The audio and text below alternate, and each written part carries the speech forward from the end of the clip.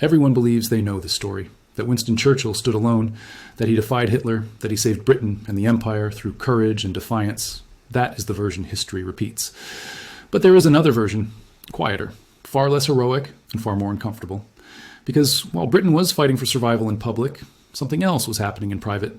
Decisions were being made away from speeches and photographs, decisions that did not look like surrender, but functioned exactly like it. Britain did not simply decline after the war. It did not slowly fade. It chose a path.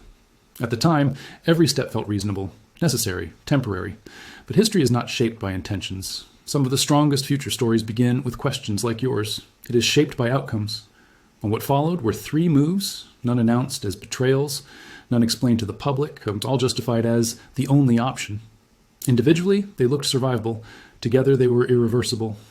And this is where you decide how to watch what comes next. If you see these choices as weakness, this story will anger you. If you see them as pragmatism, it may disturb you even more. Because once the first move was made, the rest were no longer choices. They were consequences. Most channels soften this moment. They rush past it. They protect reputations. We don't.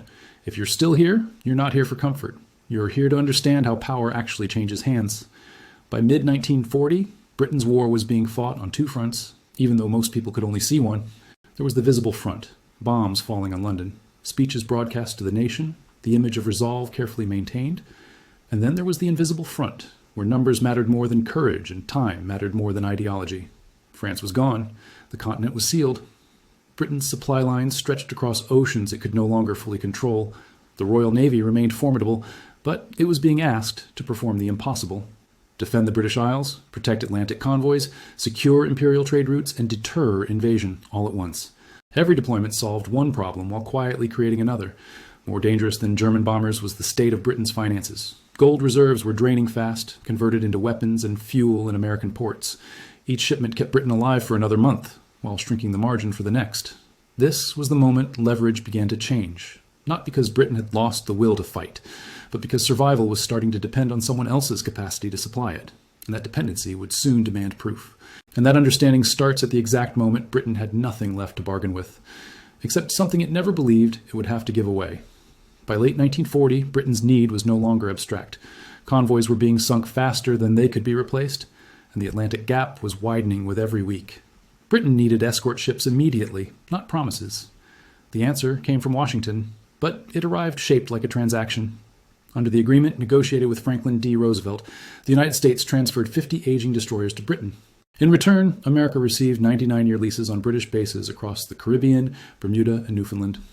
On paper, it looked practical. The destroyers were old, the bases were distant. But this was the moment leverage changed. For the first time in peacetime, Britain ceded long-term control over imperial territory to a foreign power. Not temporarily, not symbolically, for a century. Those bases sat astride the empire's western sea lanes, the arteries of trade and supply. With one agreement, responsibility for securing them shifted from the Royal Navy to the U.S. Navy. The world's greatest maritime empire quietly accepted that it could no longer defend its own perimeter alone. Churchill sold the deal as necessity, and it was. But necessity does not erase consequence. This agreement set a precedent that could not be reversed.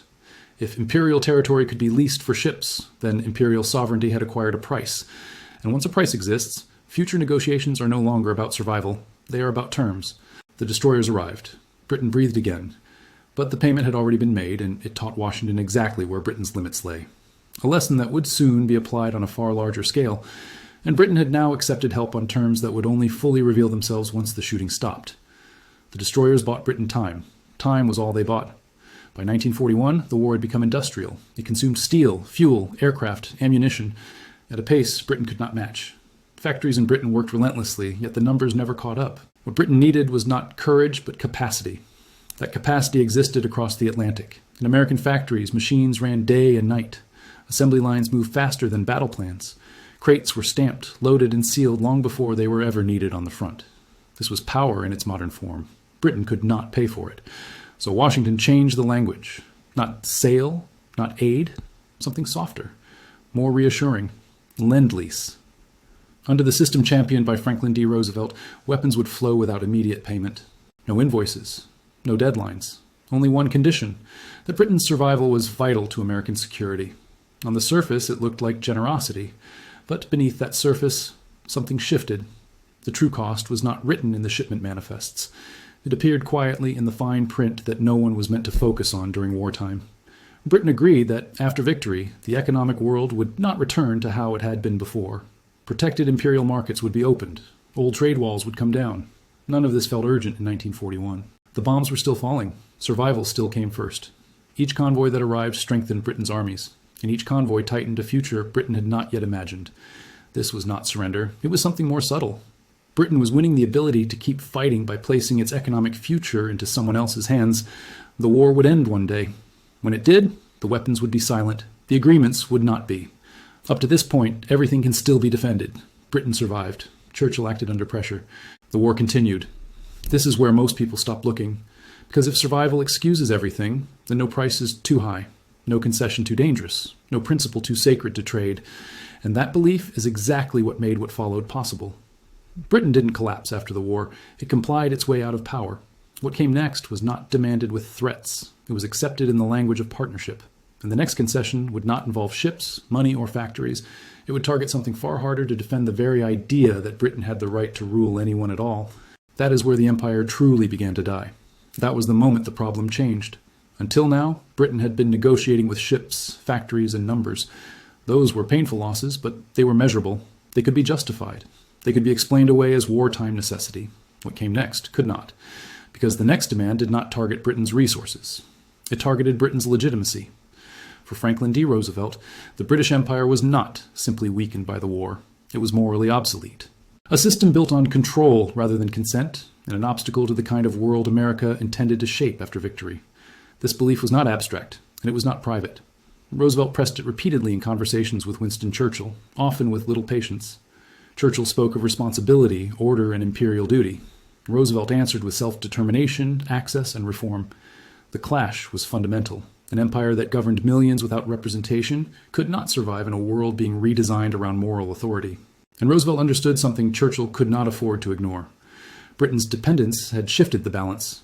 Disagreement was now a risk, resistance, a liability. So the pressure continued, not as an ultimatum, but as expectation. Not framed as an attack, but as principle. The war was still raging, but the ground beneath the empire was already giving way. By this stage, nothing had to be forced.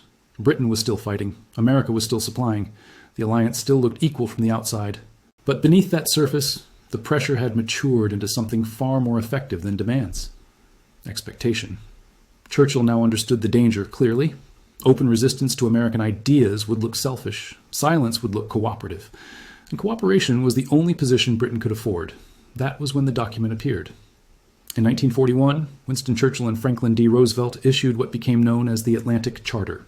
It was not a treaty. It carried no legal force. It promised no immediate action. That is why it was so powerful. The language was broad, idealistic, and deliberately open-ended. Among its principles was one simple claim, that all peoples had the right to choose the form of government under which they lived. Nothing in that sentence mentioned the British Empire. Nothing needed to. Churchill told himself the words applied only to Europe, to nations under Nazi occupation, to a future problem that could be managed later. But principles do not obey private explanations. Once declared, they belong to everyone, and once shared with the world, they cannot be selectively withdrawn. From this moment on, Britain's imperial rule existed in contradiction with the very values it now publicly endorsed. America did not have to challenge the empire directly.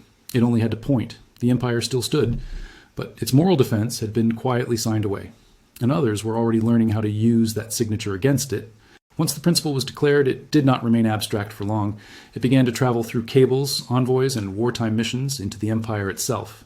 American diplomats spoke openly with leaders Britain had spent decades managing at arm's length. They asked questions Britain had always postponed. They listened to voices Britain had learned to contain. In India, American officials treated nationalist leaders as future partners, not colonial subjects. Their language echoed the promise already made. Self-government was no longer a British timetable issue. It was an international expectation. In China, Washington placed its weight behind Chiang Kai-shek, sidelining British influence across Asia. American aid flowed where British authority once set limits. Strategic cooperation quietly became political endorsement. Even in Southeast Asia, the pattern repeated. American forces moved through territories Britain intended to reclaim after the war, but support now came with conditions, clear paths toward independence, clear breaks from the old imperial order. None of this was framed as interference. It was presented as alignment with shared values.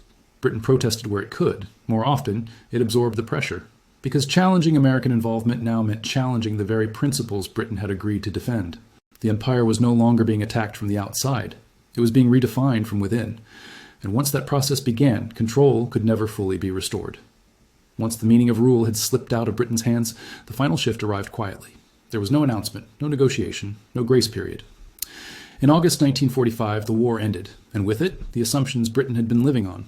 American factories slowed, shipments paused, the machinery that had sustained Britain through 6 years of war simply stopped. The decision came from Washington under Harry S. Truman. Lend-Lease was over. Immediately. Britain was left staring at the numbers it had avoided calculating, bills unpaid, reserves exhausted, a nation victorious on paper but financially exposed in reality. There was no transition from wartime dependence to peacetime stability, only a sudden reckoning. The weapons had done their job. Now the accounting began, and Britain discovered that survival, once purchased on credit, could not be settled with gratitude, only with submission. This was not the collapse. It was the pause before terms were stated. Britain still believed recovery was possible. That belief would not survive the next negotiation. What followed was presented as assistance. It functioned as leverage. Britain entered negotiations not as a victor, but as a supplicant. The war had been won, yet the Treasury told a different story: empty reserves, frozen trade, and a currency propped up by habit rather than strength. Recovery required dollars, and dollars now came with conditions. This is the moment the door finally closed. Under the Anglo-American Loan Agreement, Britain secured emergency financing from the United States. The headline number suggested relief. The terms ensured dependency. The most damaging condition sounded technical enough to be ignored at the time.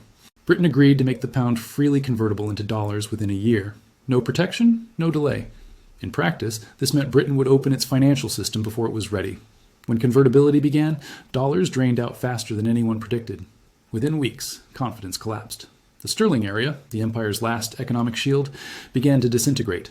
Here is the uncomfortable question this raises. If the terms were survivable, why did they leave Britain with no way back? The answer lies in what the loan actually did. It forced Britain to abandon imperial preference, dismantle its closed trading world, and submit to rules written elsewhere. Not through conquest, through consent.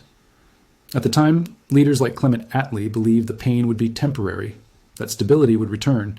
But leverage, once surrendered, does not return on schedule. The loan did not rebuild Britain. It finalized the transfer. And with that, the last illusion, that Britain could recover its old position, quietly expired. By the time the loan locked Britain into place, the transition was already complete. There was no ceremony, no declaration that one empire had ended and another had begun. Power simply reorganized itself around a new center. This is the moment the baton changed hands. The old British system had ruled through territory, administration, and flags. The new American system did not need colonies. It ruled through credit, trade rules, military guarantees, and a currency everyone else depended on. Britain was no longer the architect of the system. It was now a participant inside it. Here is the uncomfortable thought to sit with. If control no longer requires ownership, did the empire really disappear, or did it just change form? The United States became the financial hub, the rulemaker, and the ultimate security provider. Britain gained protection and stability, but at the cost of primacy. This was not conquest. It was succession. And Churchill, in choosing survival over supremacy, ensured Britain would live on, not as the world's ruler, but as part of someone else's order. In the end, Winston Churchill did not preside over the collapse of the British Empire. He presided over its conversion. What Britain could no longer defend with ships, justify with ideals, or sustain with money, was exchanged for something more immediate: survival. Not glory, not leadership, but continuity. Churchill chose the nation over the empire, and that choice worked. Britain emerged intact, sovereign, and protected in a world that had become far more dangerous than the one it had ruled. But the price was permanent. Global leadership passed on, economic independence narrowed, moral authority slipped away. This is why the story remains uncomfortable, because it forces a question with no easy answer. Was this the greatest betrayal of Britain's past, or the coldest act of responsibility toward its future? Churchill ensured Britain lived. History must decide what exactly was lost in the process. If betrayal feels like the right word, it's because this story sits at the root of how the modern world was shaped. This channel follows those roots without rushing past them. This story doesn't end here.